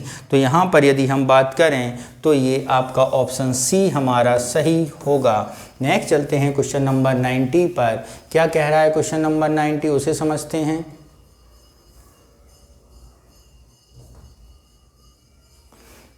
9 जून 2023 को केंद्रीय मंत्री सर्बानंद सोनोवाल ने ऑनलाइन ड्रेजिंग निगरानी प्रणाली सागर समृद्धि का शुभारंभ किया। इस प्रणाली का विकास किसके द्वारा हुआ? भारतीय अंतरिक्ष अनुसंधान संगठन, भारतीय प्रौद्योगिकी संस्थानक मद्रास, राष्ट्रीय बंदरगाह जलमार्ग, उपरोक्त में से एक से अधिक, उपरोक्त में से कोई नहीं। तो ये अगर हम बात करें तो यह राष्ट्रीय बंदरगाह जलमार्ग एवं प्रौद्योगिकी केंद्र के द्वारा। नेक्स्ट चलते हैं क्वेश्चन नंबर 91। हाल ही में अंतर्राष्ट्रीय वनडे क्रिकेट में लगातार 3 वनडे मैचों में 5 विकेट लेने वाले विश्व के पहले स्पिनर रविंद्र जडेजा, मोइन अली, वानिंदा हंसारंगा, उपरोक्त में से एक से अधिक। तो यहाँ पर यदि हम बात करें तो हैं वानिंदु हंसारंगा। कौन हैं? वानिंदु हंसारंगा हैं जिन्होंने क्रिकेट में लगातार 3 वनडों में 5 विकेट लेकर विश्व रिकॉर्ड बनाया है। ठीक है, नेक्स्ट चलते हैं क्वेश्चन नंबर 92। हाल ही में खारुची पूजा महोत्सव किस राज्य में मनाया गया? मणिपुर, त्रिपुरा, राजस्थान, उपरोक्त में से एक से अधिक। तो खारुची पूजा महोत्सव मनाया गया है मित्रों त्रिपुरा में। किस में मनाया गया है? त्रिपुरा में। नेक्स्ट चलते हैं क्वेश्चन नंबर 93। 23 जून 2023 को विश्व बैंक ने भारत के सहकारी संस्थानों में तकनीकी शिक्षा की गुणवत्ता में सुधार हेतु कितनी ऋण राशि मंजूर की है? ऑप्शन ए 255.5 मिलियन अमेरिकी डॉलर, 145.8 मिलियन अमेरिकी डॉलर, उपयुक्त में से एक से अधिक, उपयुक्त में से कोई नहीं। तो यहाँ पर यदि हम बात करें तो कितनी राशि की है, तो वो राशि है 255.5 अमेरिकी डॉलर। नेक्स्ट चलते हैं क्वेश्चन नंबर 94। जुलाई 2023 में किस राज्य के रहने वाले पर्वतारोही अमित कुमार नेगी ने ईरान के सबसे ऊंचे पर्वत शिखर दमावंत के चढ़ाई करने में सफलता प्राप्त की है? हिमाचल प्रदेश, उत्तर प्रदेश, राजस्थान। तो वो व्यक्ति हैं अमित कुमार नेगी, हिमाचल प्रदेश के। नेक्स्ट चलते हैं क्वेश्चन नंबर 95 पर। क्या कह रहे हैं 95? हाल ही में जारी की गई national institutional ranking framework overall ranking 23 में कौन सी संस्था शीर्ष पर है? भारतीय प्रौद्योगिकी संस्थान कानपुर, आईआईटी खड़गपुर, आईआईटी मद्रास, उपरोक्त में से एक से अधिक। तो यहाँ पर यदि हम बात करें तो वो है आपकी आईआईटी मद्रास। नेक्स्ट है क्वेश्चन नंबर 96। हाल ही में ISSF जूनियर विश्व कप 10 मीटर एयर राइफल स्पर्धा में किसने गोल्ड मेडल जीता? Option A Saurabh Chaudhary, option B Dhanush Shrikant, C Anish Bhanwala, या डी उपरोक्त में से एक से अधिक, या ई उपरोक्त में से कोई नहीं। तो यहाँ पर यदि हम बात करें तो ये कौन है आपका? धनुष श्रीकांत। कौन है मित्रों? धनुष श्रीकांत। नेक्स्ट चलते हैं क्वेश्चन नंबर 97। हाल ही में भारतीय कृषि अनुसंधान परिषद ने किसानों को सशक्त बनाने के लिए किसके साथ MOU पर हस्ताक्षर किया? गरुड़ एरोस्पेस, अमेजन किसान, इसरो। उपरोक्त में से एक से अधिक या उपरोक्त में से कोई नहीं। तो यहाँ पर यदि हम बात करें ये है आपका अमेजन किसान, यानी अमेजन किसान MOU साइन किया गया है। नेक्स्ट 98 पर चलते हैं हम लोग। हाल ही में किस भारतीय अमेरिकी को हार्वर्ड विश्वविद्यालय के फाइनेंस विभाग का उपाध्यक्ष नियुक्त किया गया? गीता गोपीनाथ, गोस्वामी अवस्थी, ऋतु कालरा, उपरोक्त में से एक से अधिक। तो वो व्यक्ति हैं जिन्हें नियुक्त किया गया है, वो हैं ऋतु कालरा। नेक्स्ट चलते हैं क्वेश्चन नंबर 99। हाल ही में बिहार के शेखपुरा जिले के किस नर्स को राष्ट्रपति द्रौपदी मुर्मू द्वारा राष्ट्रीय फ्लोरेंस नाइटिंगेल पुरस्कार 2023 से सम्मानित किया गया है? Option A Gayatri Kumari, option B Nisha Kumari, option C Manisha Kumari, और ऑप्शन डी उपरोक्त में से कोई नहीं, उपरोक्त में से कोई नहीं। तो यहाँ पर हैं जो वो हैं आपकी गायत्री कुमारी। कौन है मित्रों? गायत्री कुमारी। नेक्स्ट चलते हैं क्वेश्चन नंबर 100। जून 2023 में बिहार में दरभंगा जिले के किस कवित्री और मैथिली लोक गायिका को बिहार रत्न सम्मान दिया गया? Option A Soni Chaudhary, option B Maithili Thakur, option C में नीतू ठाकुर, ऑप्शन डी उपरोक्त में से एक से अधिक, या ई उपरोक्त में से कोई नहीं। तो ये पुरस्कार दिया गया है जिस बिहार रत्न सम्मान सोनी चौधरी को। नेक्स्ट चलते हैं क्वेश्चन नंबर 101। हाल ही में बिहार सरकार राज्य में सरकारी विद्यालयों में छात्रों तथा शिक्षकों की ऑनलाइन निगरानी के लिए किस पोर्टल को विकसित किया? ई नज़र पोर्टल, ई दृष्टि पोर्टल, ई शिक्षा कोष पोर्टल, या डी उपरोक्त में से एक से अधिक, या ई उपरोक्त में से कोई नहीं।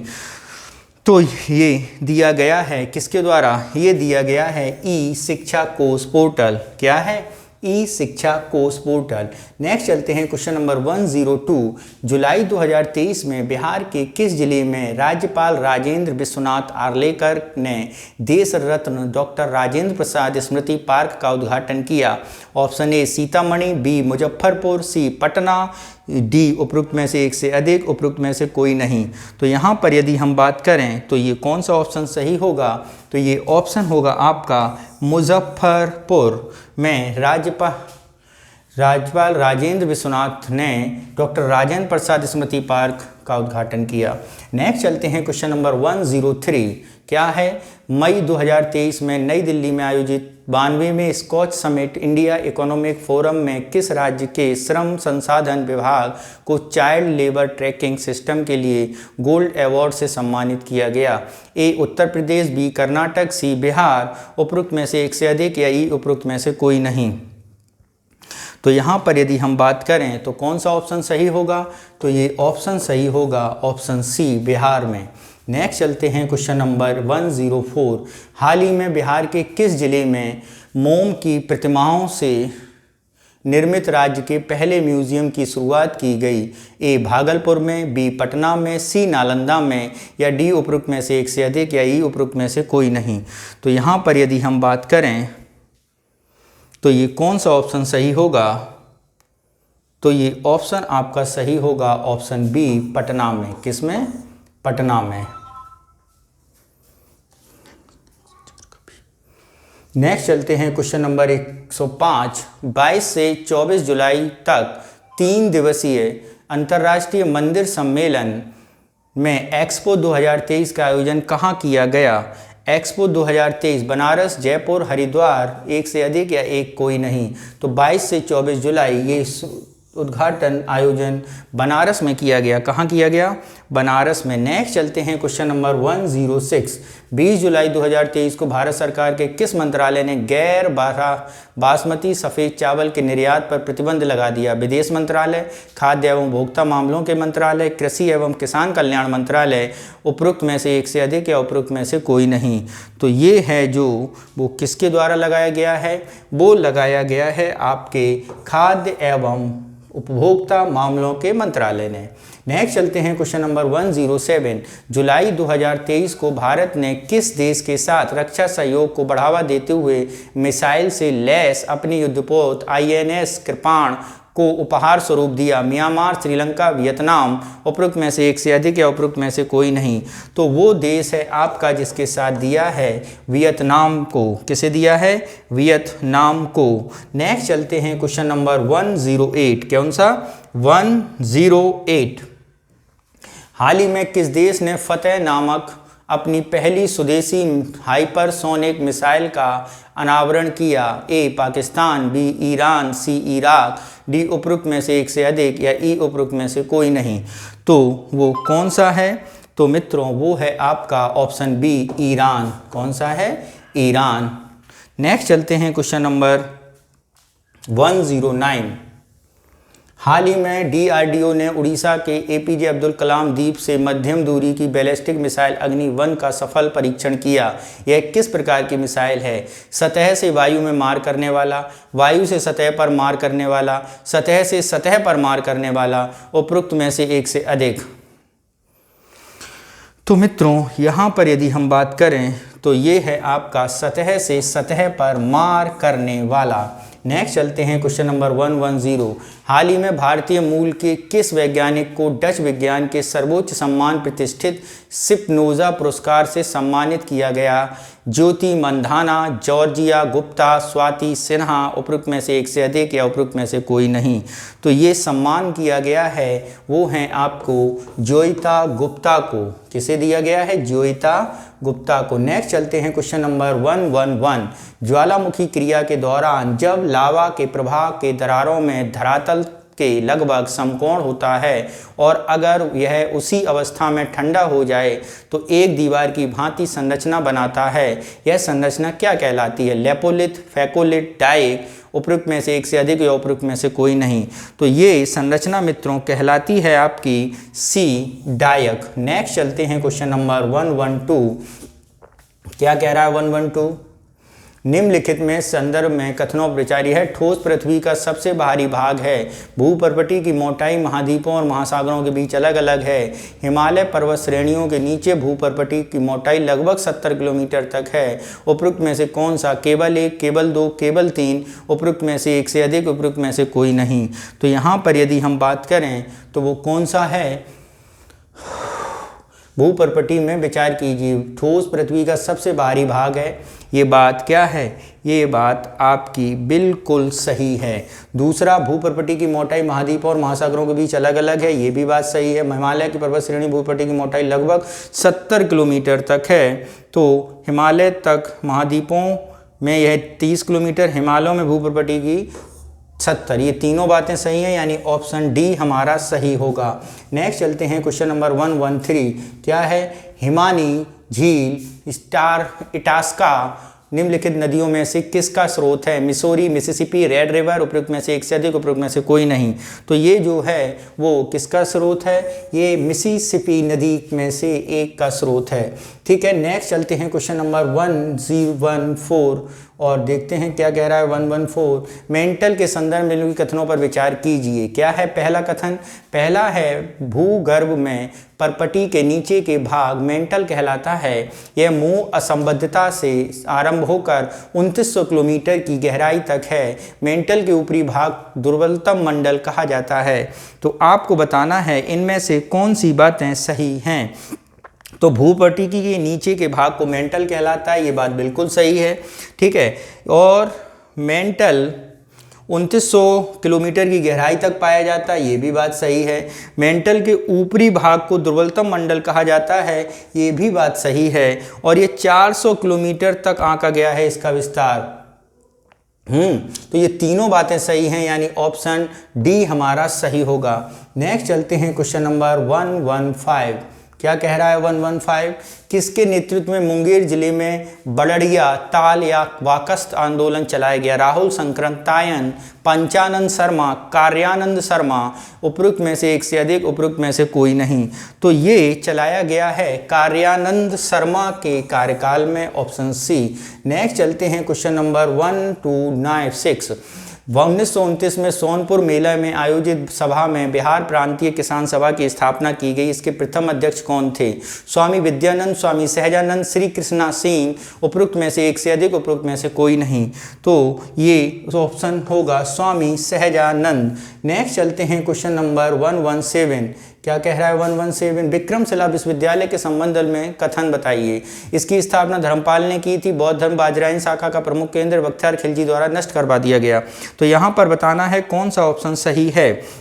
विक्रमशिला की स्थापना 8वीं सदी में धर्मपाल ने की, सही है। ठीक है, बौद्ध धर्म की बाजरायन शाखा से रिलेटेड है, ये भी सही है। ठीक है, और बख्तियार खिलजी 12वीं सदी में नष्ट करवा दिया था। बख्तियार खिलजी ने 12वीं सदी में इसे नष्ट करवा दिया था, ये भी बात बिल्कुल सही है, यानी ऑप्शन डी है। बख्तियार खिलजी ने केवल ये नहीं, बख्तियार खिलजी ने नालंदा विश्वविद्यालय भी क्या कर दिया था? नष्ट करवा दिया था। नेक्स्ट चलते हैं क्वेश्चन नंबर 118। झारखंड बिहार से कब पृथक हुआ? 15 नवंबर 2000, 10 नवंबर 2010, 15 नवंबर 2002, उपयुक्त में से एक से अधिक, उपयुक्त में से कोई नहीं। तो बिहार से अलग हुआ था 15 नवंबर 2000 को।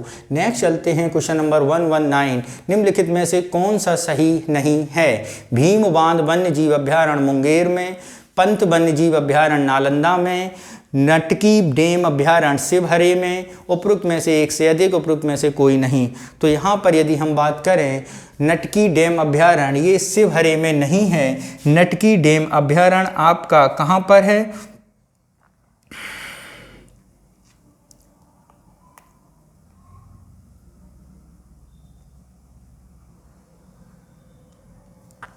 ये आपका जमुई जिले में है। कहाँ पर मित्रों? जमुई में। तो सी ऑप्शन हमारा सही सुमेलित नहीं है। नेक्स्ट चलते हैं क्वेश्चन नंबर 120। क्या कह रहा है? निम्नलिखित संदर्भों, कोसी नदी को बिहार का शोक कहा जाता है। कैमूर पठार चूना पत्थर के लिए प्रसिद्ध है।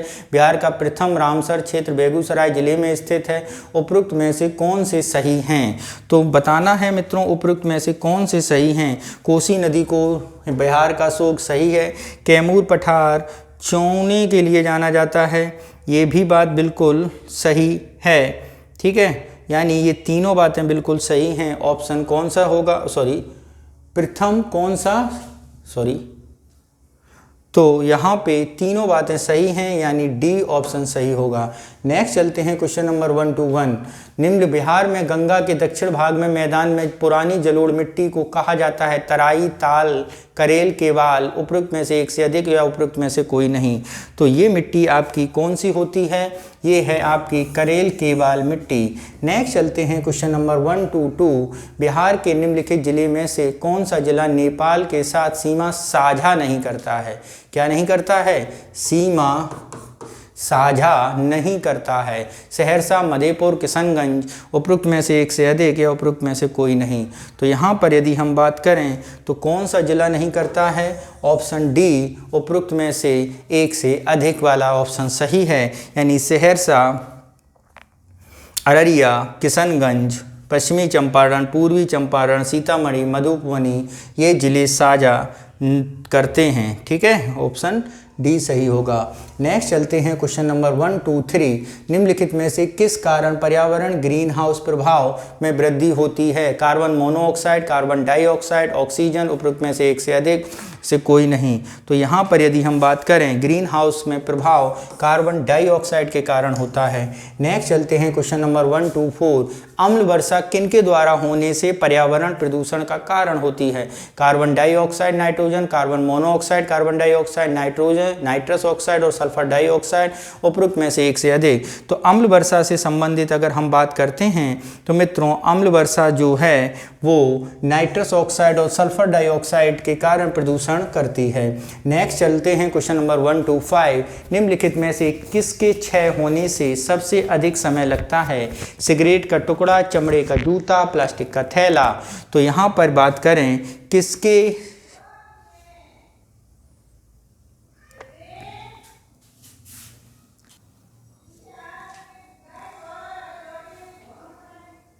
Question number 125। तो यहाँ पर यदि हम बात करें तो प्लास्टिक का थैला सबसे अधिक समय लगाए क्षय होने में लगेगा।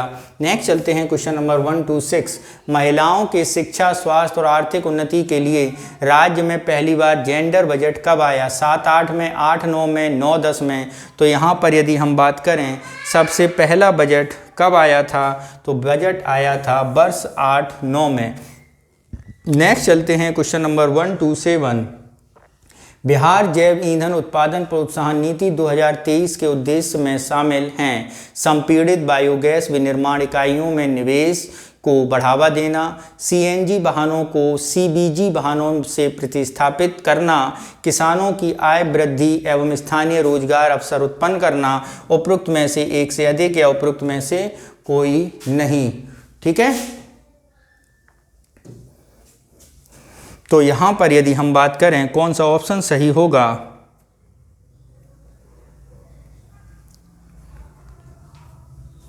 तो यहाँ पे जो ये सारी बातें हैं सही होंगी। ऑप्शन कौन सा सही होगा? डी हमारा सही उत्तर होगा।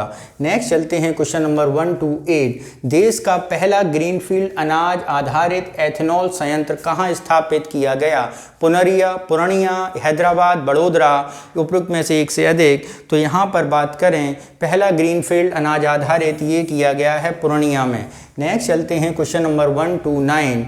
राज्य में बांस वृक्षारोपण को बढ़ावा देने के लिए प्लांट टिश्यू कल्चर लैब स्थापना कहाँ की गई?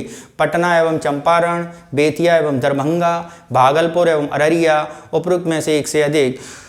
तो ये की गई है आपकी कहाँ पर? भागलपुर एवं अररिया में। नेक्स्ट चलते हैं क्वेश्चन नंबर 130। निम्न आत्मनिर्भर बिहार के 7 निश्चय 2 योजना के तहत प्रारंभ मुख्यमंत्री समेकित चौर विकास संबंध किस क्षेत्र से संबंधित है? ऑप्शन ए मछली पालन एवं कृषि वानिकी, grid connected rooftop solar power plant, ठोस एवं तरल अपशिष्ट प्रबंधन, उपरोक्त में से एक से अधिक या उपरोक्त में से कोई नहीं।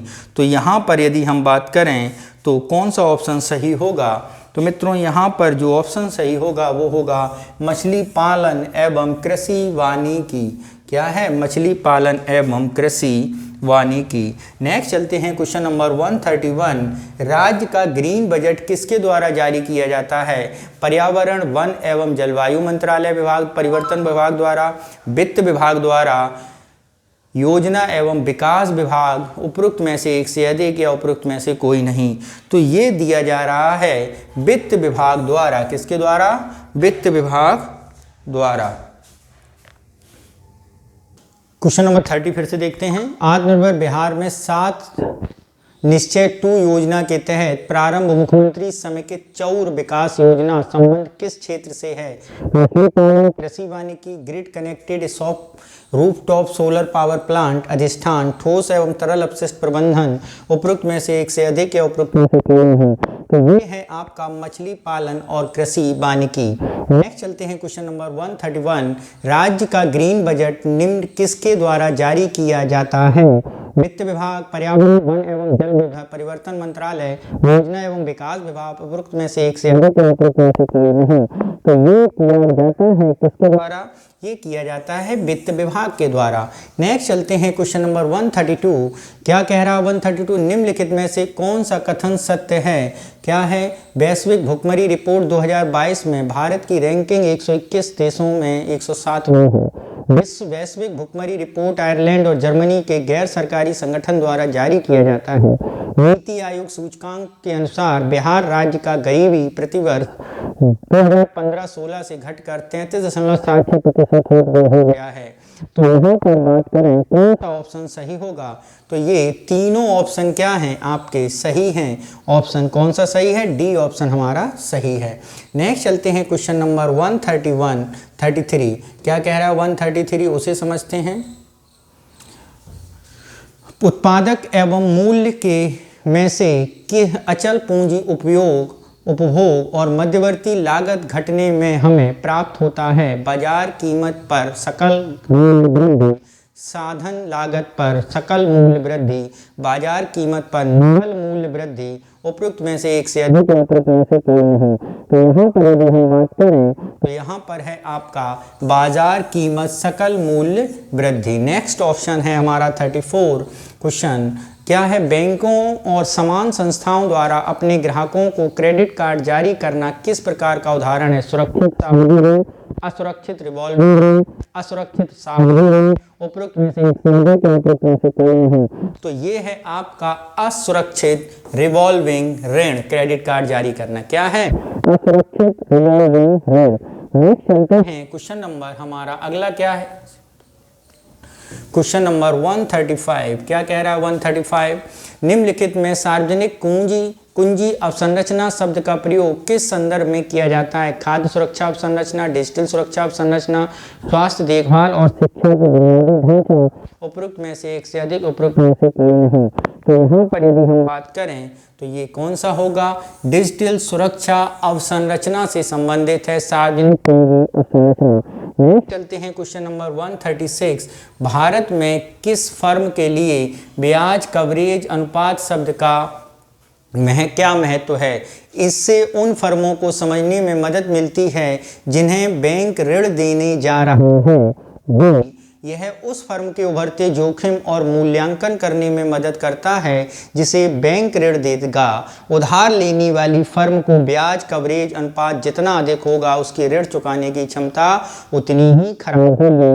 उपरोक्त में से कौन से कथन सही हैं? तो यहाँ पर बताएं क्या है ये वित्तीय मीट्रिक है जो यह सुनिश्चित करती है कंपनी कर लगाने और ब्याज कटौती करने से पहले संचित ब्याज भुगतान कितनी बार कर चुकी है। अनुपात का लोकप्रिय रूप से अर्जित ब्याज के समय के रूप में जाना जाता है और इसमें मूल ऋण के पुनर्भुगतान का हिसाब नहीं है बल्कि केवल उस पर जमा हुआ ब्याज शामिल होता है।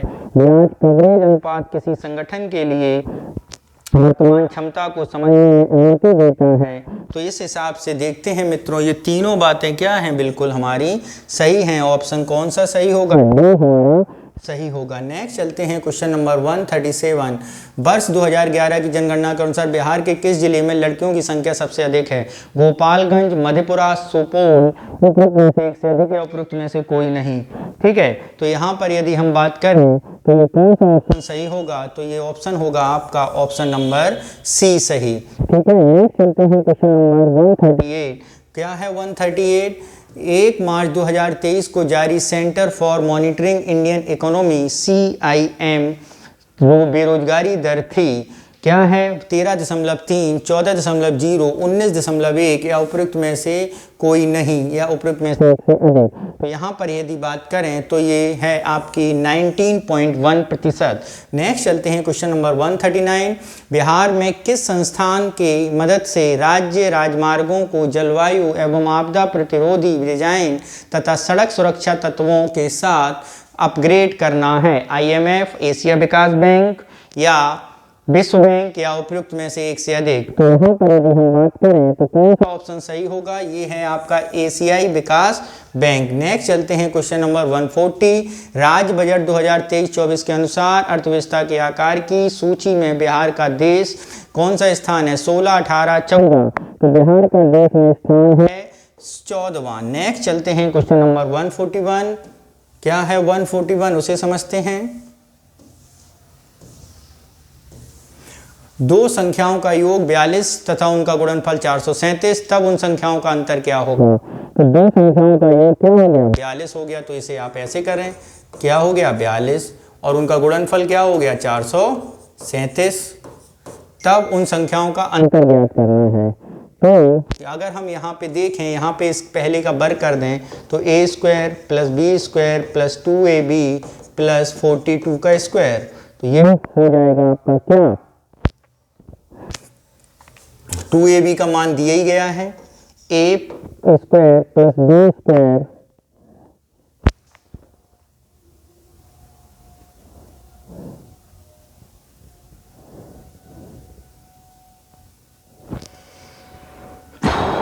प्लस 2 into 437 इक्वल टू 42 का स्क्वायर।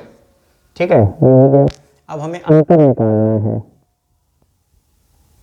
तो हम लोग एक चीज जानते हैं, a प्लस बी का होल स्क्वायर बराबर होता है a माइनस बी का होल स्क्वायर और प्लस 4abc। ठीक है, तो ये कर दो, तो आपने ये निकाल लिया। तो a माइनस बी का होल स्क्वायर कितना हो जाएगा? 1748 और आपका माइनस 17 क्या हो गया इसका? 64, यानी 4। क्या हो गया? 4, यानी ऑप्शन कौन सा सही होगा? ऑप्शन बी हमारा सही हो जाएगा। नेक्स्ट चलते हैं क्वेश्चन नंबर 144। क्या है 142? रूट 0.0196 इक्वल टू 0.2 अतः के का मान ज्ञात करना है। तो जरा के का मान बहुत सरल है, तो इसे हम क्या कर सकते हैं? इसे हम लिख सकते हैं 0.14 अपॉन के इज इक्वल टू 4.2 0.2। ठीक है, के की वैल्यू निकालनी है तो K is equal to 0.14 divide by 0.2। ठीक है, तो इसका क्या किया हमने? इसका हमने ये किया कि पॉइंट से पॉइंट काट दिया, यानी 1.4 बाई 2 यानी आ गया 0.7 यानी बी ऑप्शन हमारा सही हो जाएगा। नेक्स्ट चलते हैं क्वेश्चन नंबर 143। क्या कह रहा है 143? 2x plus 3y ratio 3x plus 5y equal to 18/29। तो x बाई बाई किसके बराबर होगा? तो इसके लिए अगर हम देखें तो जरा कर लें, 2x प्लस 3y बटे 3x plus 5y equal to 18/29।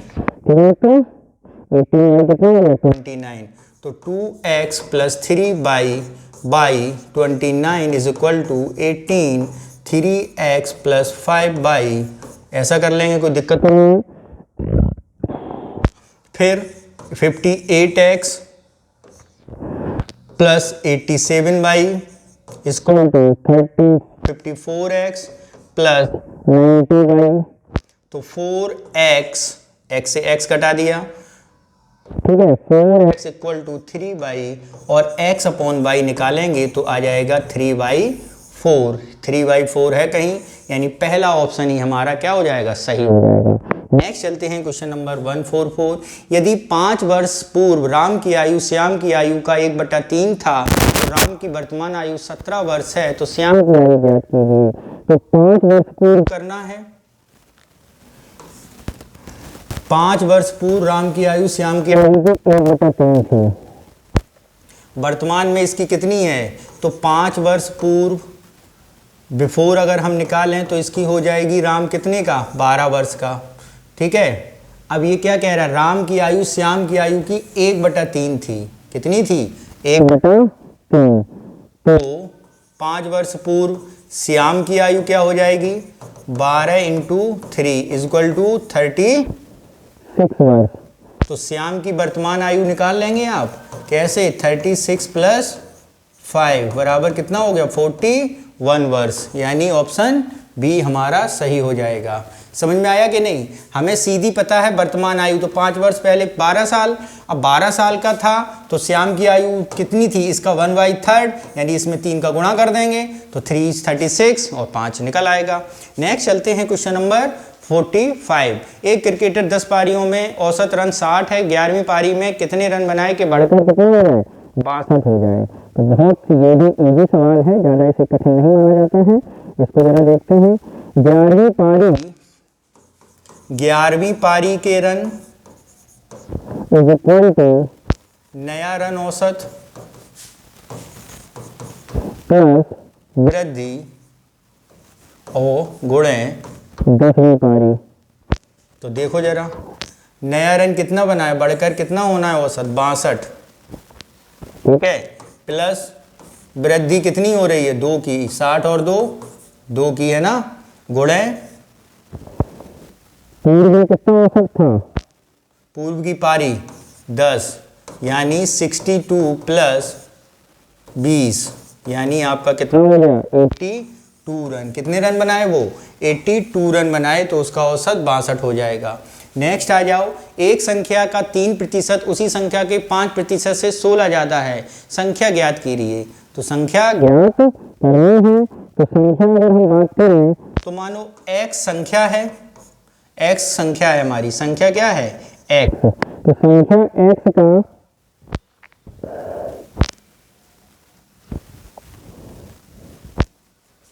13% है, का 13%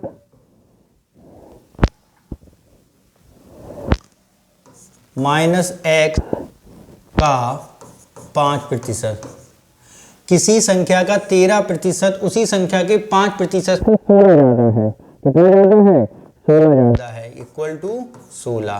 तो करो 13x माइनस 5x बटे 100 इक्वल टू 16 करिए हमने इसको, तो ये हो गया हमारा कितना 5 और 3 8x equal to 16 multiplied by 100, ये हो गया 2 और x हो गया 200, यानी ऑप्शन ए हमारा सही हो जाएगा। Question number 147। यदि 10 वस्तुओं की लागत 8 वस्तुओं के विक्रय मूल्य के बराबर हो तो लाभ कितना प्रतिशत होगा। 10 वस्तुओं की लागत, ठीक है, क्या है 10 वस्तुओं की लागत, तो लाभ बराबर हो जाएगा 10 माइनस 8, यानी 10 वस्तुओं की लागत 8 वस्तुओं की विक्रय के बराबर, यानी 100 बटे कितना होगा, बटे होगा आपका 8, ठीक है, तो लाभ प्रतिशत निकल आएगा सीधा 2 मल्टीप्लाइड बाई 100 बाई 8 यानी 4 यानी 25%, यानी कितना हो गया ए ऑप्शन। नेक्स्ट चलते हैं क्वेश्चन नंबर 148। एक धनराशि पर 3 वर्षों के लिए 10% वार्षिक ब्याज की दर से साधारण ब्याज और चक्रवृद्धि ब्याज का अंतर 31 रुपए है, धनराशि ज्ञात कीजिए। तो 10% की 10% धनराशि 3 वर्षों के लिए 10% वार्षिक ब्याज दर के साधारण ब्याज अंतर 31 रुपए है, ठीक है, हो जाएगा। धनराशि देखो, धनराशि होती है हमारा ब्याज में अंतर, क्या इज इक्वल ब्याज में अंतर मल्टीप्लाइड बाई 100 बटे दर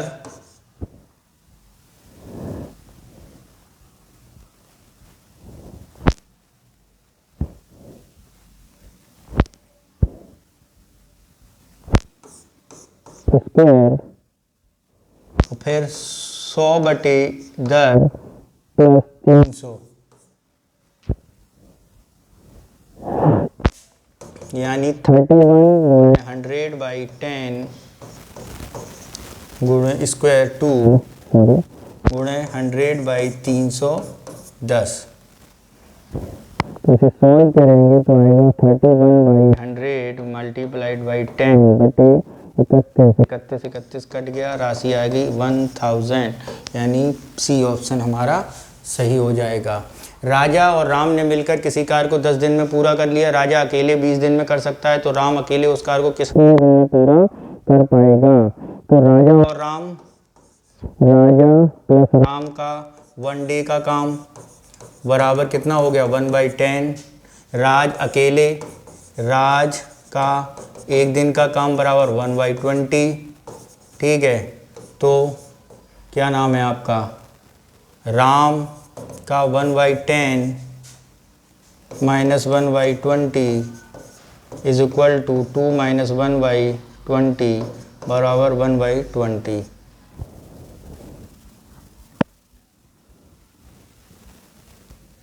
तो ये भी कितने दिन लगाएगा अकेले, तो ये भी कितने दिन लगाएगा, 20 दिन, यानी ऑप्शन ए हमारा सही होगा। अगला क्वेश्चन देखते हैं, आज का लास्ट क्वेश्चन है 150। क्या कह रहा है जरा इसे समझिए। ये कह रहा है एक नल ए एक तालाब भरने में 3 घंटे का समय लेता है, नल बी उसी को 6 घंटे में कर दे, दोनों नल चालू कर दें तो भरने में कितना घंटे लगेंगे।